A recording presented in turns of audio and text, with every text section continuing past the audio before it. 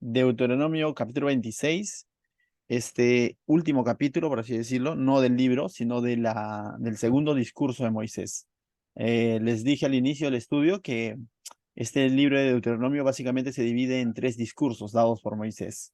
El primer discurso abarca aproximadamente los cuatro primeros capítulos, donde básicamente Moisés les narra cómo es que Dios los ha sacado de Egipto hasta tenerlos ahora a punto de entrar en la tierra prometida. Es decir, Moisés les va a narrar a grandes rasgos esos 40 años en el desierto, ¿no? Y entonces, y les va a recordar que también por la incredulidad de los padres no van a ingresar y ahora está hablando con esta nueva generación que sí va a ingresar. Pero del capítulo 5 hasta el capítulo 26, que el día de hoy vamos a ver, es el segundo gran discurso donde Moisés lo que hace es recordarles la ley, básicamente, volverles a recordar la ley y aplicaciones de la ley y muchas otras leyes diversas a las cuales le hemos llamado, ¿no? Y hoy día vamos a ver justamente en este capítulo 26 un tema denominado en cuanto a las primicias y los diezmos, ¿no? Entonces, ¿cómo es que deben ser presentados las primicias y los diezmos? Va a hablar de eso. Por eso te dije en un principio, quizás vamos a hablar sobre un tema que conocido pues, en el ámbito cristiano, pero al mismo tiempo malentendido o polémico incluso, ¿no? Entonces, presta mucha atención y gracias a Dios que hacemos este estudio verso a verso, porque de pronto no es que yo haya escogido este tema, sino que el día de hoy toca el capítulo 26 y toca hablar sobre el diezmo, pero toca hablar entendiendo el contexto, ¿no? Entendiendo el contexto de qué es lo que ha estado haciendo Moisés y a quiénes está dirigiendo Moisés. Entonces, acompáñame, vamos a ir del verso 1 al 4, vamos a ver cómo es que deben llevar las primicias a los sacerdotes, ¿sí? Vamos a ver cómo es que ellos deben de llevar las primicias a los sacerdotes. Dice así: cuando hayas entrado en la tierra de Jehová tu Dios, que Jehová tu Dios te da por herencia, y tomes posesión de ella y la habites. Y es interesante, ¿no? Porque esto básicamente son ordenanzas, son recordatorios, son discursos, pero que básicamente ellos lo van a aplicar cuando ya estén en la tierra prometida, ¿no? Entonces ahí es donde ellos van a tener primicias, van a tener frutos, van a tener tierras y todo lo demás. Previo a eso, muchas de estas leyes ellos no lo pueden todavía aplicar porque aún no tienen cosecha, están viviendo del maná. Pero al mismo tiempo, en este primer versículo podemos ver cómo es que Dios daba por sentado de que ellos iban a entrar a la tierra prometida. No está diciendo si es que en algún día ingresen, no está diciendo si quizá ingresen, sino él da por sentado de que ellos van a entrar a la tierra prometida. ¿Te has dado cuenta de eso? O sea, al mismo tiempo son una serie de demandas que va a hacer Dios para su pueblo, a favor de su pueblo, pero al mismo tiempo también esto serviría para que el pueblo diga, oye, es una realidad, ¿no? O sea, sí o sí vamos a entrar a la tierra prometida. Imagínate que alguien te promete un viaje a un país a donde tú hayas querido ir, ¿no? A cualquier país que venga a tu mente, a Estados Unidos, imaginemos, ¿no? Y de pronto dices, bueno, es una promesa, no lo ves como algo lejano, ¿no? Pero de pronto se te comienza a decir esa persona, el día que estés ahí, iremos a, no sé, pues, lugares de Estados Unidos, a Disney, iremos a tal lugar y te dices, te comienza a dar detalles de lo que vas a hacer incluso en ese lugar. Entonces, como ahí como que la cosa va en serio, ¿no? Porque no solamente ha sido una promesa de decirte, algún día te llevaré, sino te están dando detalles de qué cosas van a suceder en ese lugar, ¿correcto? Entonces, más o menos va por ahí, ¿no? Dice, verso 2, entonces le dice, ¿no? Entonces tomarás de las primicias de todos los frutos. Otra gran verdad, ¿no? No solamente le está diciendo que ellos van a habitar esa tierra prometida, sino que les está diciendo que va a haber frutos y que ellos van a tener frutos de la tierra, que van a sacar de la tierra en ese lugar, es decir, van a tener cultivo, ¿no? Y esto quizás para nosotros nos parece como que, bueno, ¿y qué de extraordinario hay? Sí, porque nosotros de pronto ya conocemos la historia, pero entendamos de que ellos estaban en un desierto por 40 años. Por 40 años ellos no han visto tierras dando fruto. Por 40 años ellos no han cultivado, sino que han vivido del maná del día a día, ¿no? Del milagro, lógicamente, de Dios. Pero para ellos esto realmente es algo revolucionario en su mente, decir, oye, vamos a estar en una tierra, vamos a ser dueños de esa tierra y esa tierra va a dar frutos. ¿Me vas a entender? Entonces dice, entonces tomarás de las primicias de todos tus frutos que sacarás de la tierra que Jehová tu Dios te da, pero al mismo tiempo ¿quién iba a darles estas tierras? No son los cananeos. Estas tierras se los iba a dar Dios. Y ahí está el punto clave para entender todo lo que viene. Que todo lo que ellos van a tener en la tierra prometida no es tanto que ellos se la van a ganar. No es tanto que ellos de pronto van a hacer un sobreesfuerzo y va a ser un logro en sus fuerzas y que ahora tienen tierras producto de su trabajo. No, no, no. Es algo que Dios les va a dar. Y es algo que debemos tener claro para poder comprender lo que luego Dios les va a demandar. Dios les va a demandar cosas, sí, pero entendamos, primero para esto Dios les va a dar tierra y tierra que produce frutos. Dice, y la pondrás en una canasta, esos frutos que ellos cosechan, esas primicias, esos primeros frutos, lo van a, dice, tendrían que ponerlo en unas canastas e irás al lugar que Jehová tu Dios escogiere para hacer habitar allí su nombre. Y tú dices, ¿cómo es eso que Dios va a escoger un lugar para hacer habitar su nombre? Básicamente está haciendo referencia al tabernáculo, porque el tabernáculo era el lugar destinado por Dios, por así decirlo, instruido por Dios a través de Moisés. Desde el libro de Éxodo vemos, le dio indicaciones cómo debía ser este tabernáculo, quiénes debían servir este tabernáculo, porque el tabernáculo tenía una función para que la presencia de Dios, el Shekinah de Dios, la gloria de Dios, more entre su pueblo o en medio de su pueblo. Entonces, cuando dice, y llevarás al lugar que Jehová tu Dios escogiere para hacer habitar allí su nombre, se está refiriendo a ese lugar del tabernáculo donde estarían sirviendo la familia de Leví, ¿no es cierto? Los sacerdotes. Entonces, ¿qué debía de hacer el israelita cuando de pronto llega a la tierra prometida y esas tierras comienzan a darle fruto? Uno podría decir disfrutar, ¿no? O sea, disfrutar, vender, no. Lo primero que tenían que hacer ellos con los primeros frutos es llevárselo a Dios, llevarlo a la presencia de Dios. Un alto hasta aquí. ¿Qué es lo primero que hacemos nosotros cuando de pronto Dios responde una de nuestras oraciones? Estamos orando por un trabajo, o podemos estar orando por salud, o podemos estar orando por una reconciliación quizás, ¿no? Parejas o matrimonios, o una restauración de familia. Por lo general, el cristiano promedio, por así decirlo, muchas veces se olvida de volver a Dios y darle las gracias a Dios. Conocemos eso. Dios de pronto abre puertas para un trabajo, abre puertas para la universidad, ingreso y digo, lo logré. Es que yo estudié un montón. Es que yo hice esto y es que yo soy bueno en el trabajo, es que yo soy así y nos llevamos la gloria y pocos vuelven a doblar rodillas para decirle Dios gracias porque oíste mi oración. Pero vemos aquí en estos pasajes cómo es que Dios estaba instruyendo a su pueblo a que sea un pueblo agradecido con Dios. Y es algo que debemos de aprender de estos textos, que tenemos que ser agradecidos con Dios. Tú dices, pero ¿qué me ha dado Dios? Y Dios ya nos ha dado lo mejor. Nos ha dado vida eterna en su Hijo. Y por ende eso debe indicar de que todos los días debemos vivir agradecidos con Dios. Así nosotros, entre comillas, bajo nuestra esfera humana, consideremos que ha sido un mal día, por así decirlo. Igual debe caer la noche y decirle, gracias Dios, porque soy salvo. Porque en medio de todo el caos, soy salvo. Así no haya ido bien, porque te vuelvo a decir, en el sentido material, cotidiano, igual debemos dar, a veces damos gracias a Dios cuando se nos dio una gran noticia nada más, o a veces ni siquiera gracias le damos. Entonces, básicamente debemos vivir con corazones y vidas agradecidas a Dios en todo tiempo, porque Él es bueno en todo tiempo y en todo tiempo es bueno, Él no deja de ser Dios. Amén. Entonces, continuamos. Ah, eh, En el libro de Números, capítulo 18, ya lo ves con calma quizás en tu Biblia o quizás buscas el video en YouTube, ahí está la explicación.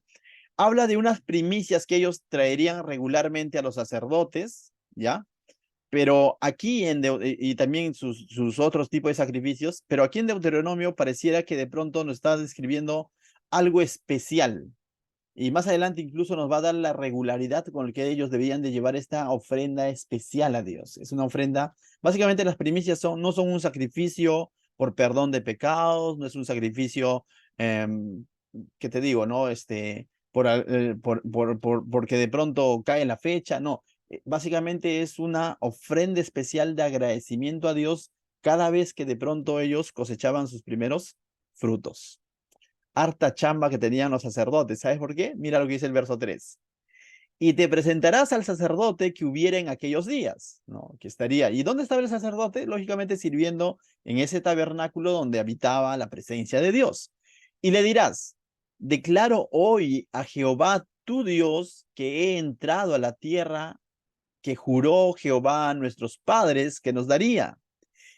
Es interesante porque ellos no tanto van a llevar su primicia y decir, quiero dar esto a Dios porque mi tierra dio buenos frutos. No, no, no.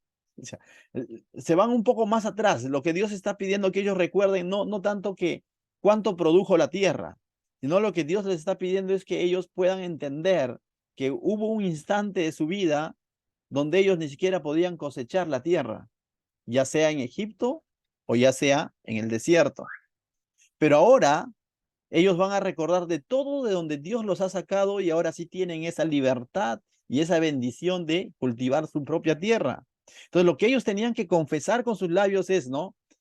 Dice, le dirás, declaro hoy a Jehová, tu Dios, verso 3, que he entrado a la tierra que juró Jehová a nuestros padres que nos daría. Es decir, que se ha hecho realidad esa promesa de Dios. Entonces, esta primicia especial que ellos llevarían iba a servir como un recordatorio que Dios cumplió su promesa hecha a los patriarcas y por ende a su pueblo. Verso 4 dice, y el sacerdote tomará la canasta de tu mano y la pondrá delante del altar de Jehová, tu Dios. Entonces, el sacerdote lo que tenía que hacer era justamente, era ese intermediario entre el pueblo y Dios, ¿no? Entonces él pondría en el lugar indicado esta ofrenda de los primeros frutos y lo pondría ante Dios. Verso 5 dice, entonces hablarás y dirás delante de Jehová tu Dios. Y es interesante esto, mira. Un arameo a punto de perecer fue mi padre, el cual descendió a Egipto y habitó allí con los pocos hombres. Y allí creció y llegó a ser una nación grande y fuerte y numerosa, alto hasta ese punto. Comienza diciendo, un arameo fue a punto de perecer fue mi padre. Y la interrogante en todo esto es, ¿quién era ese arameo a punto de perecer? Algunos comentaristas dicen, ahora tú dices, ¿sabes quién era un arameo? No, un arameo era uno de Arán, ¿no? Que más adelante se llamó un sirio. Entonces, ¿qué sirio? ¿Arán? ¿Acaso ellos no son israelitas? O sea, sí, ellos, para cuando se está escribiendo Deuteronomio, ellos son israelitas, pero él está recapitulando a la historia de su padre. Y cuando hablamos de padre, podríamos hablar de tres personajes, básicamente, a quienes lo conocen como los patriarcas de Israel, que venía a ser Abraham, Isaac y Jacob.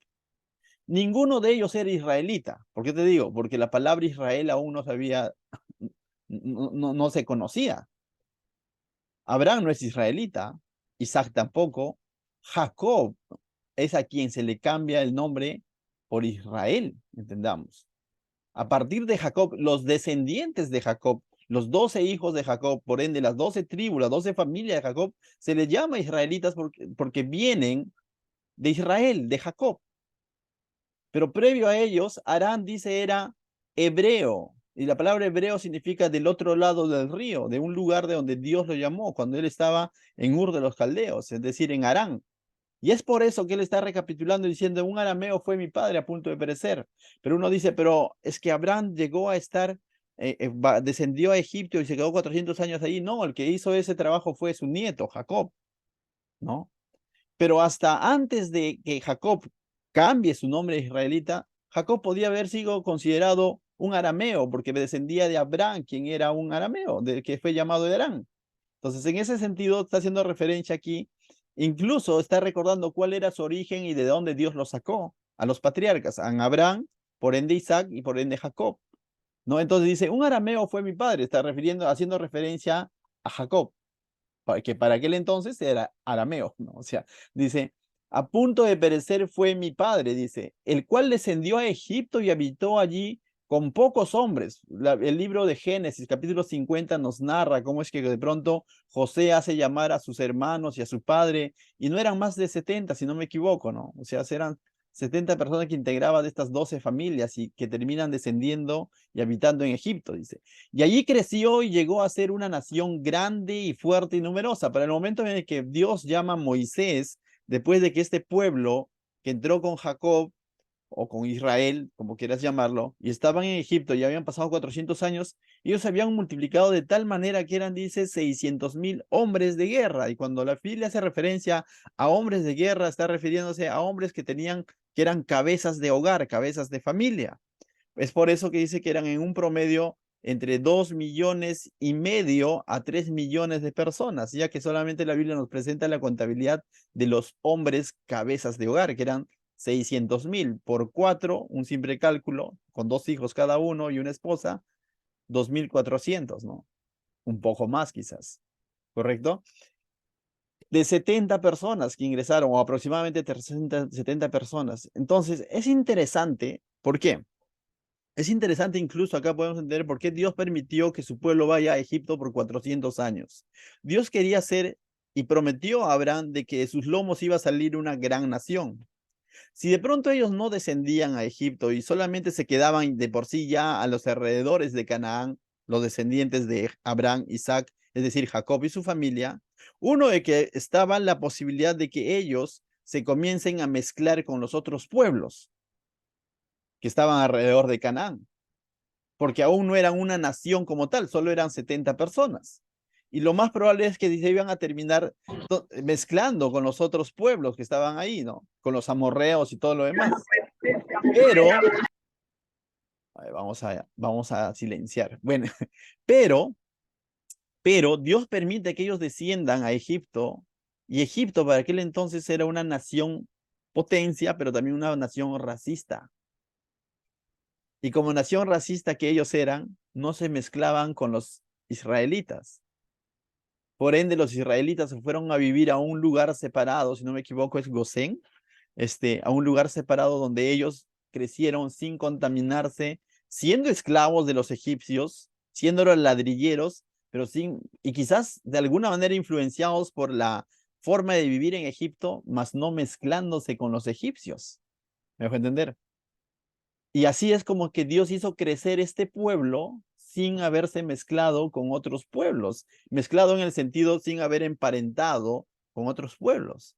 Y es así que podemos decir que cuando salen de Egipto, sale realmente los lomos de Abraham, sale una descendencia pura de Abraham, de tal manera que tenían una contabilidad exacta de cuántos eran de cada tribu. Eso nos enseña el libro de Números, los primeros capítulos cuando hacen el primer censo, ¿se acuerdan?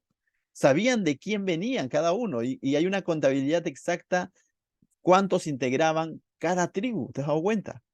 Entonces, podemos ver cómo es que Dios, incluso a través de algo que quizás ellos en su momento, 400 años de aflicción, no comprendían, pero Dios estaba formando su nación, estaba formando su pueblo. Y es por eso que ahora cuando ellos están en el desierto, Dios a través de Moisés sigue enfatizando cómo es que debe ser la manera de conducirse de este pueblo cuando ya van a ingresar a la tierra prometida que no estaba vacía, sino estaba poblada.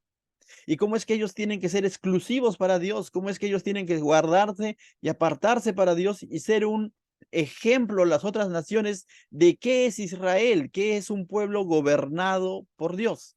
Porque eso significa Israel, pueblo gobernado por Dios. Ahora tú dices, pastor, y todo esto es historia, ¿y de qué sirve para nosotros? Recuerda, muchas veces decimos que somos el pueblo de Dios. Y es cierto, porque la Biblia afirma que somos pueblo de Dios, real sacerdocio, nación santa. No solo eso, la Biblia dice que somos hijos de Dios. La Biblia dice que somos iglesia, que somos miembros de su cuerpo. La pregunta es, ¿qué tan leales y exclusivos y separados para Dios estamos? Porque vivimos en un mundo que está poblado, que está habitado, y no todos buscan cumplir la voluntad de Dios. No todos buscan vivir bajo los preceptos de Dios. Y nosotros, ¿qué tanto nos estamos guardando para Dios? Así como Dios hizo un llamado a ese pueblo a que ser un pueblo santo, porque Él es santo, también nos llama a nosotros en las cartas de Pedro a que seamos santos, porque Él es un Dios santo. El Señor ya te sacó de tu Egipto espiritual. Ya me sacó de mi Egipto espiritual. Mi conducta ya no puede ser como si estuviera en Egipto. Mi manera de vivir, mi manera de pensar tiene que ser exclusivo para Dios. Eso es santidad. Estoy apartado para Dios. Amén. Volviendo al texto, mis hermanos, verso dice 8, ¿no? No, 7. Y clamamos a Jehová, ¿no? Cuando estaba dice, desde el 6, y los egipcios nos maltrataron y nos afligieron y pusieron sobre nosotros dura servidumbre. Y clamamos a Jehová, el Dios de nuestros padres, y Jehová oyó nuestra voz y vio nuestra aflicción, nuestro trabajo y nuestra opresión. Y Jehová nos sacó de Egipto con mano fuerte, con brazo extendido, con grande espanto y con señales y con milagros, y nos trajo a este lugar donde ahora ellos están pudiendo cosechar sus primeros frutos, ¿no? Y nos dio esta tierra, tierra que fluye leche y miel. Es decir, todo este resumen de la historia de Israel tenía que decirlo aquel israelita que de pronto llevaba su primicia a Dios. Entonces, no, de pronto llevar las primicias a Dios no era para que Dios multiplique mis cultivos. Llevar la primicia a Dios no era para ver si Dios le agrada y por ahí me manda más cultivo. Eso no era, o sea, llevar una primicia a Dios no era chantajear a Dios, mucho menos torcer la voluntad de Dios. Pero lamentablemente hoy en día se maneja ese concepto que lo que yo le doy a Dios es a cambio de qué. Señor, si yo te doy esto, ¿cómo es? Quiero que me bendigas en tal o tal área. No, no, no. La primicia se iba a llevar para que ellos puedan recordar y agradecer a Dios de dónde los ha sacado, cómo los ha sostenido en el desierto y cómo los ha hecho llegar a la tierra prometida. Y ahora ellos pueden disfrutar de las bondades de esa tierra prometida. Entonces, mis hermanos, si tú vas a ofrecer algo a Dios, sea material, sea tu tiempo, sea tu servicio, hazlo con la actitud de decirle, Señor, gracias porque yo estuve en algún momento en el pecado, porque en algún momento fui esclavo del pecado y tú en tu gracia y tu misericordia me extendiste tu brazo fuerte, me rescataste del yugo del pecado y ahora soy libre y ahora puedo gozar de una comunión contigo y por eso te digo gracias y por eso te doy mi trabajo, mi esfuerzo, mi tiempo, mi servicio, mi ofrenda, lo que fuese. Pero te lo doy por lo que tú has hecho. No te lo doy para que tú hagas algo a cambio. ¿Me dejo entender? Esa es la actitud del creyente. Pero lamentablemente se nos han presentado estos pasajes diciendo, siembra para que coseches. Dale al Señor y Él te multiplicará. Y mucha gente está dando a Dios, pero chantajeados porque quieren más. Y no es la idea. No les sirvo a Dios porque de pronto quiero una mejor vida. Le sirvo a Dios porque Él me ha llamado y me ha sacado a una mejor vida. Porque aunque aparentemente o económicamente quizás en el pasado estuve mejor, pero espiritualmente estaba en bancarrota. Pero hoy puedo gozar de su presencia. Entonces lo que ahora yo le puedo dar a Dios tiene que ser en agradecimiento a todo lo que Él ha hecho por mi vida. Amén. Continuamos. Verso 10 dice, y ahora he aquí he traído las primicias del fruto de la tierra que me diste, oh Jehová. Y mira, ese énfasis, ¿no? Del fruto de la tierra que trabajé con tanto esfuerzo, Señor, y mira lo que te traigo, el sudor de mi frente. ¿Es así? No. Dice, traigo el fruto de la tierra que me diste, de la tierra que te pertenece, de la tierra que tú me has dado. Lo que tú le puedas dar a Dios, primero te lo ha dado Dios. Oh, qué talentoso eres. Oh, qué talentosa puedes ser enseñando. Qué talentoso puedes ser liderando. Qué talentoso puedes ser sirviendo quizás con los jóvenes. Patricia, Keila, por ahí. Gisela, así está. Pero ¿sabes qué? Todos esos talentos te lo ha dado Dios. Entonces, yo le doy a Dios de lo primero de lo que Él me ha dado.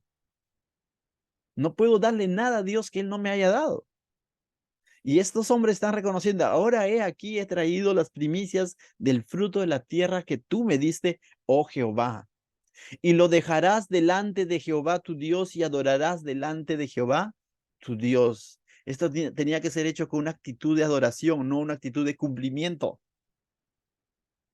Porque dos personas pueden llevar el mismo producto, el mismo valor económico o el mismo esfuerzo o el mismo tiempo podrían servirle al Señor, pero con distintas motivaciones, con distintas actitudes. Uno lo puede hacer por cumplir y otro lo puede hacer como acto de adoración. Mi oración es que cada vez que hagas algo para Dios sea como un acto de adoración, no un acto de cumplimiento. Ya toma, pues tengo que hacerlo. ¿Qué voy a hacer? El pastor me dijo, pues ya me la chantó. Si de pronto hago eso, mejor no lo hagas. ¿Ven? Todo lo que hagamos, hagámoslo, dice en el Nuevo Testamento, ¿como para quién? Como para el Señor. Todo lo que hagáis, hacedlo como para el Señor. Y la otra actitud que deben presentar era la siguiente, el verso 11 dice, te alegrarás en todo el bien que Jehová tu Dios te haya dado a ti y a tu casa. Y así tú como el levita y el extranjero que está en medio de ti. Es decir, la actitud con la que ellos debían de hacer toda esta presentación de la primicia, este acto de adoración tenía que ser con alegría, con regocijo, sin pesar, ¿no? Vuelvo a repetir, no malhumorados, ¿no? Sino con un gozo, como respuesta propia de una criatura hacia su creador, ¿no? O sea, como una respuesta de acción de gracias, ¿no? Por todo lo que Dios dice lo ha provisto, ¿no? Por todos los bienes de su casa que ahora ellos gozan. Entonces, la primera actitud es una actitud de adoración. La segunda actitud es una actitud de gozo, de alegría. ¿Te imaginas servir a Dios chupando limón? No se ve bien, ¿no?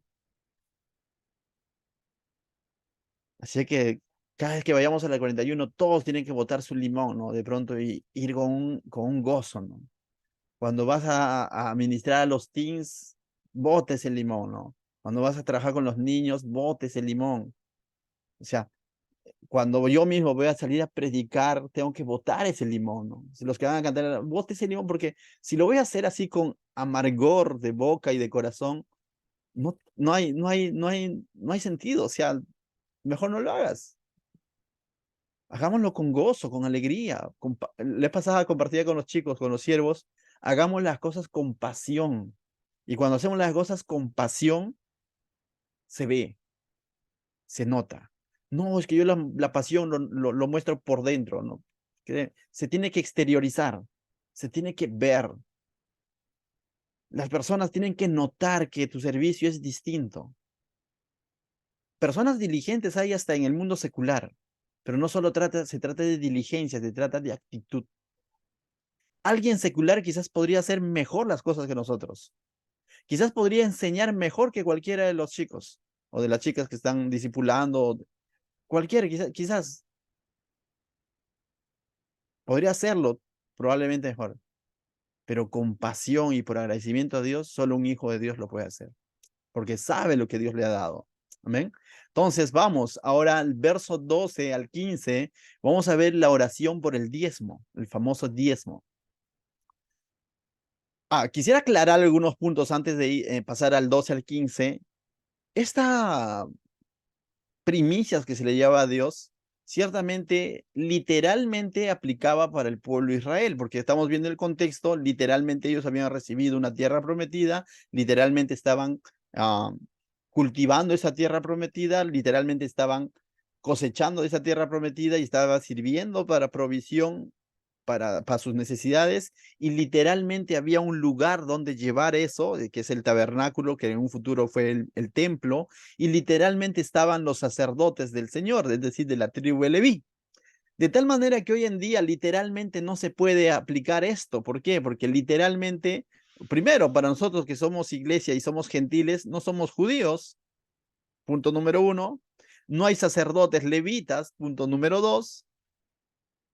Entonces no podemos aplicar esta enseñanza de manera literal a nosotros, diciendo, oh, voy a mi cosa y voy a llevar mi espíritu. Algunas iglesias lo hacen, por eso te claro.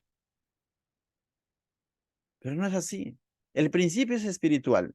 El principio es de que hoy en día no me puedo limitar a algo material. Todo lo que yo le doy a Dios tiene que ser bajo esos principios. Dios a través de ese pueblo nos ha enseñado y nos deja un modelo, cómo es que nosotros debemos de servir a Él, pero no podemos literalizar esa acción, porque algunas iglesias o algunos pseudos maestros lo hacen, lógicamente con otras finalidades de recaudar. No es la idea. Y no es la idea de la enseñanza de esta noche, también me gustaría por eso aclararlo, ¿no? La idea es de que tú tengas un corazón agradecido con Dios en todo lo que tú hagas. Amén. Entonces, como aclaración.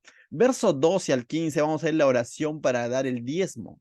Cuando acabes de diezmar todo el diezmo de tus frutos en el año tercero, el año del diezmo darás, dice, el año del diezmo darás. También el levita al extranjero, al huérfano, a la viuda, y comerás de las aldeas, dice, en tus aldeas, y se saciarán, y comerán en tus aldeas, y se saciarán. Bien, aquí nos habla de, de un diezmo especial, en realidad todo el Pentateuco, en los 5 libros, básicamente en el libro en Levítico, Deuteronomio y en Números también toca un poco, habla sobre el diezmo, pero en cada uno de estos pasajes vemos el diezmo de tres maneras, por así decirlo. Uno para provisión de la casa, que vendría a ser el tabernáculo. Otro para provisión de los sacerdotes, de las necesidades de los sacerdotes que trabajaban en este tabernáculo. Y otro diezmo, del cual está mencionando aquí, que se daba cada 3 años para provisión de los necesitados. Cuando la Biblia nos menciona el extranjero, junto al levita, ¿no? Que también tenía necesidades. Porque, una aclaración, ¿por qué al levita? Porque el levita no recibió tierras que cultivar. El levita iba a trabajar en el tabernáculo. Ese era su trabajo. Y el levita podía decir, uy, pero mira, Señor, a todos les has dado, a mí no me has dado. El Señor dijo, no, no, no, yo seré tu herencia, yo seré tu provisión. ¿Y de qué manera Dios iba a proveer? Haciendo que las otras 12 tribus, dices 12 que no eran, sí, a través de las otras 12 tribus puedan llevar y para que también el levita pueda tener sustento. Las otras 12 tribus llevaban sus diezmos para el sustento del tabernáculo, para el sustento de la familia levita, pero también para el sustento del extranjero, del huérfano, la viuda. Y dice, y comerán en las aldeas y se saciarán. Este era como un diezmo por así decirlo, para los más necesitados. Pero este se daba cada 3 años. Es por eso que algunos hacen unos cálculos, dicen 2 diezmos completos son 20%, más cada 3 años es 3,10 entre 3,33, entonces aproximadamente era un 23,3% de sus ingresos. Podríamos decir que sí.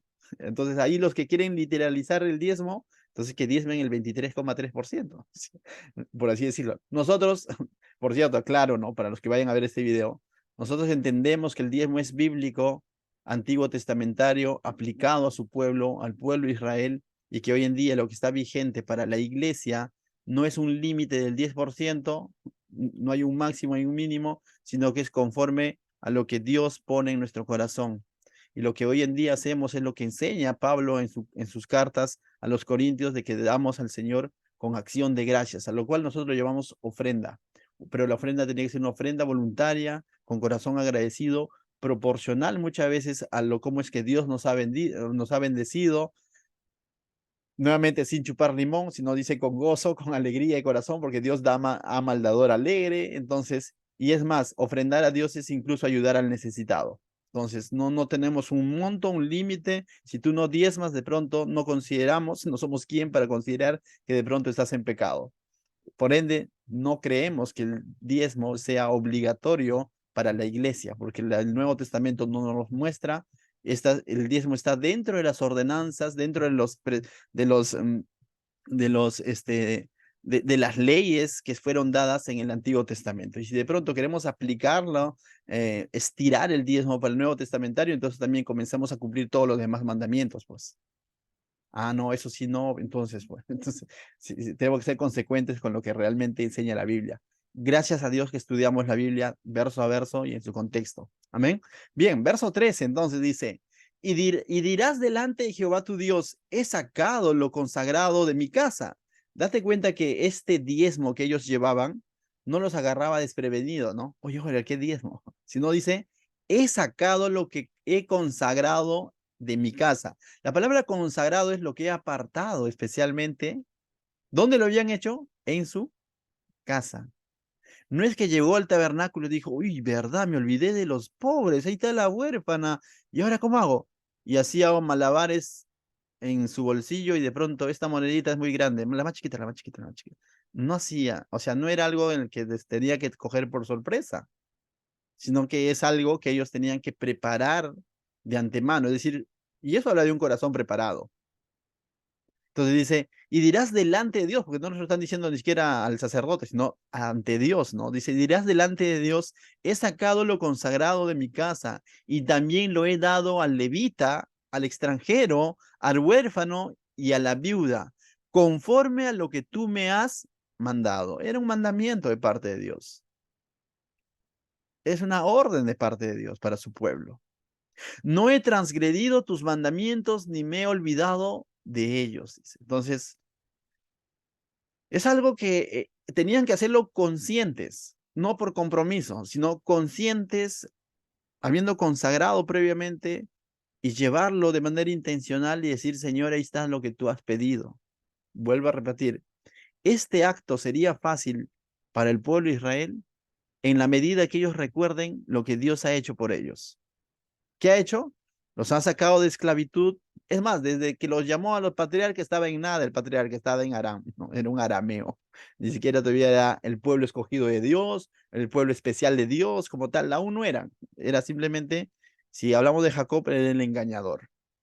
Entonces vemos de que ellos tenían que recordar de dónde son sus orígenes, de dónde Dios los ha sacado, y que ahora lo que ellos están haciendo es en obediencia y agradecimiento de todo lo que Dios ha hecho. Cuando tú le das algo a Dios, sea ofrenda, nuevo testamentario, sea tu servicio, sea tu adoración, recuerda, una de las cosas que debes recordar es de que es un privilegio poder hacerlo. Y hazlo recordando que como incrédulo ni siquiera tenías ese privilegio de hacerlo. Que antes ni siquiera te llamabas, quizás tú te podías haber llamado, pero Dios ni siquiera te llamaba hijo de Dios porque eras criatura de Dios. Pero que ahora tú tienes ese privilegio de poder dar al Señor, sea económico, sea tiempo, sea servicio. Míralo como un privilegio, no como una obligación. El que ve esto como un privilegio no se va a olvidar de hacerlo, porque va a buscar la manera de hacerlo, va a buscar la manera de practicarlo. No se va a olvidar y decir, uy, ¿verdad? Hace tiempo que no sirvo a Dios. Uy, ¿verdad? Hace tiempo que no adoro a Dios, no adoro a Dios, ¿no? Oh, ¿verdad? Hace tiempo que no le ofrendo a Dios. O sea, no puede ser algo que quede en el olvido, sino que tiene que ser algo natural en todo creyente. Continuamos. Verso 14 dice, no he comido de ello ni en mi luto, dice. Es decir, no había tocado eso que había separado para Dios ni en su momento más difícil.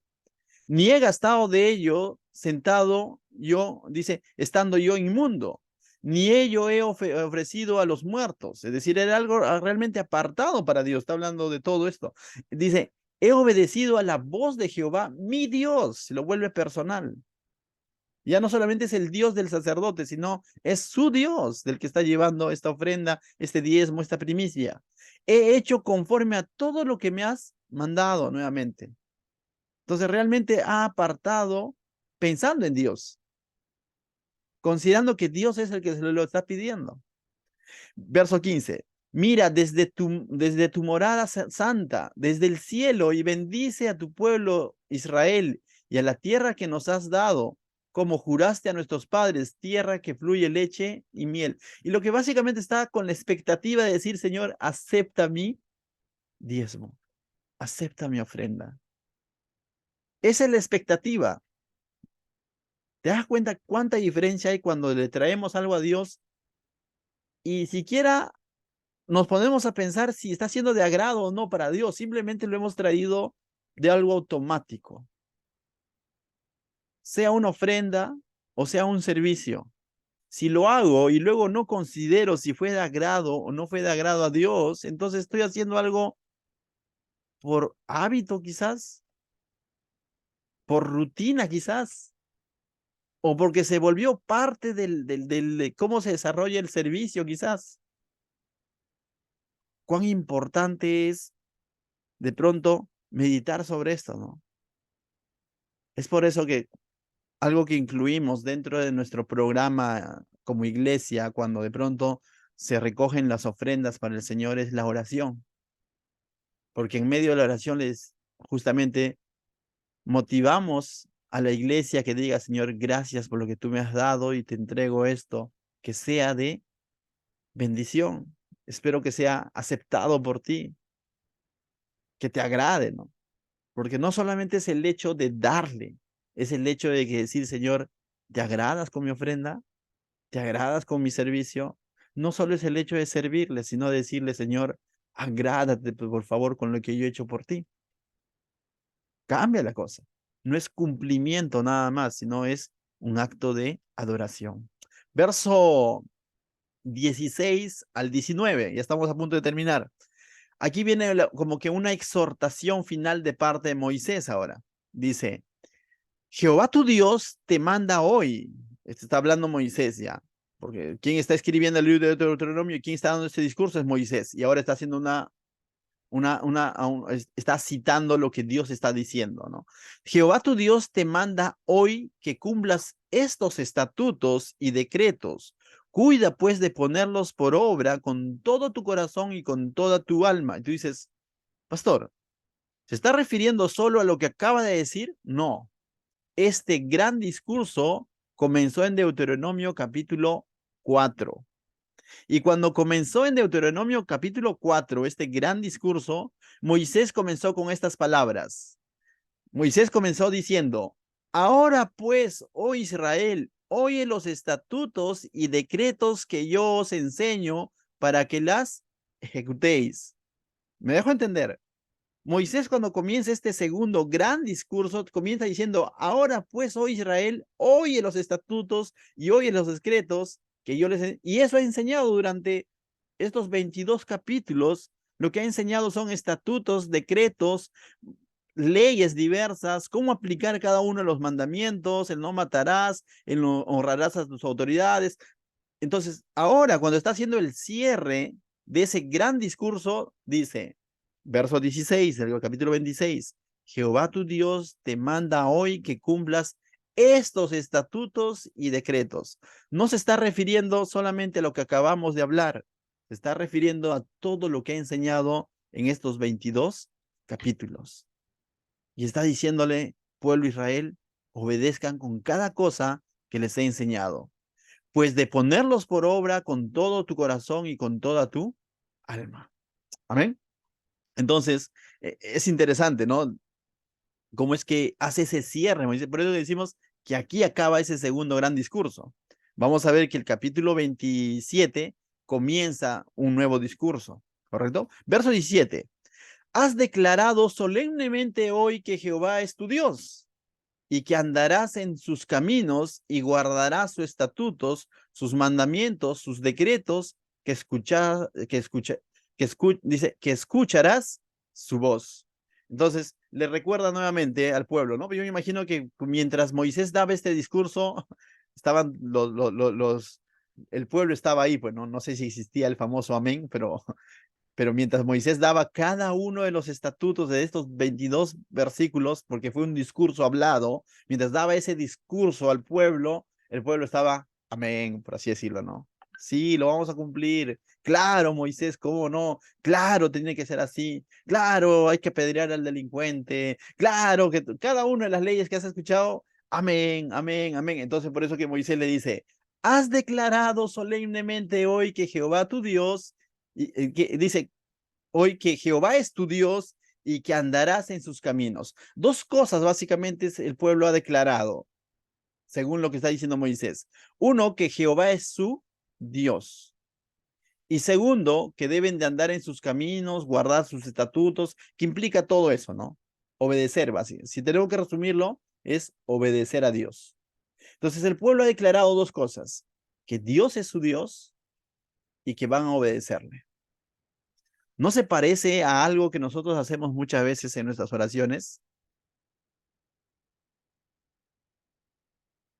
Cuando le decimos, Señor, ¿qué quieres que yo haga? Estamos diciendo, Señor, tú eres mi Dios y estoy dispuesto a obedecerte. Hoy en día nosotros también somos llamados a declarar y a vivir esta misma declaración. Tú eres mi Dios. ¿Qué hago? Heme aquí. Tú eres mi Señor. Yo te obedezco. Tú eres mi amo. Versos 18 y 19 dice, la declaración que hace ahora Dios a favor de su pueblo. Hemos visto la declaración de Moisés, hemos visto cómo es que el pueblo respondió ante los mandamientos de Dios a través de Moisés y qué es lo que Dios declara de su pueblo. Dice 18 y 19. Y Jehová ha declarado hoy que tú eres pueblo suyo. Dios no les está diciendo, mira chicos, si ustedes obedecen cada una de estas cosas, entonces serán mi pueblo. No les ha dicho eso. Si no les está diciendo, ustedes son mi pueblo, entonces tienen que vivir así. Jamás Jesús te dijo, tienes que vivir así, así, así, guardando tal día, yendo a la iglesia y haciendo esto, yendo a la misión 41, sirviendo, ofrendando, y serás entonces mi hijo. ¿No te ha dicho eso el Señor Jesús? Simplemente hemos creído en Él y Él nos dice, hemos creído en Él y Él nos ha dado la potestad de ser hechos hijos de Dios. Pero ahora nos dice, eres mi hijo, me amas, guarda mis mandamientos. ¿Me dejo entender? No es al revés. No es que tienes que cumplir una serie de requisitos para que seas ahora hijo de Dios. No, tú ya eres hijo de Dios por la gracia de Dios y por la fe que has puesto en Cristo. Pero ahora te dice, si eres mi hijo, anda en luz. Si tienes comunión con la luz, anda en luz. Porque el que ha conocido la luz no anda en tinieblas, dice Juan. Lo mismo le está diciendo a su pueblo. Dios está diciendo, y Jehová ha declarado hoy, no cuando ellos vayan a cumplir los mandamientos, sino hoy, en ese instante. Dios ya había declarado, dice que tú eres pueblo suyo, de su exclusiva posesión, como te lo ha prometido, para que guardes todos sus mandamientos. Entonces, como ellos son pueblo de Dios, ahora son llamados a guardar los mandamientos de Dios, y no al revés. Verso 19, a fin de exaltarte sobre todas las naciones que hizo, para lor y fama y gloria, y para que seas un pueblo santo, apartado, significa eso, apartado a Jehová tu Dios, como él te ha dicho. ¿No ha dicho lo mismo de su iglesia? Dice lo mismo de su iglesia, que él mismo ha constituido incluso siervos para que edifiquen su iglesia. Él mismo es el perito arquitecto de su iglesia. Él mismo está edificando su iglesia para que su iglesia sea entregada santa, pura, sin mancilla. Tú eres su iglesia. Ya eres su pueblo. Ya eres su especial tesoro. Ya eres de su exclusiva posesión, al igual que el pueblo de Israel. Pero ahora en Cristo tú ya has sido sellado por el Espíritu Santo. Y eres miembro de su cuerpo. Ya dejaste las tinieblas y ahora estás en la luz admirable. ¿Para qué? Para ahora vivir conforme a su voluntad. Y esa es la exhortación de esta noche, mis hermanos. Tú ya le perteneces a Dios. Y como le perteneces a Dios, vive a la manera de Dios. Estamos en este mundo, pero ya no somos de este mundo. La Biblia dice que somos más bien embajadores de Cristo. Y representamos a Cristo y mostramos a Cristo. Y me encanta esa canción que se está volviendo un himno para nuestra iglesia. Yo quiero ser la luz y mostrar a Jesús y no me dará temor hacerlo. Amén. ¿Qué tal si oramos? Amado Dios, te doy gracias esta noche por tu palabra, Señor, por cómo es que tú nos muestras a través de estas enseñanzas, Señor, que somos tu iglesia. Somos tus hijos, Señor, y ayúdanos a hacer las cosas con una actitud correcta, Señor. A que todo lo que te entreguemos, Señor, sea ofrenda, sea tiempo, sea servicio, sea con un corazón agradecido, con gozo, con alegría, como acto de adoración, Señor. En el nombre de Jesús, bendice a cada uno de mis hermanos. Amén.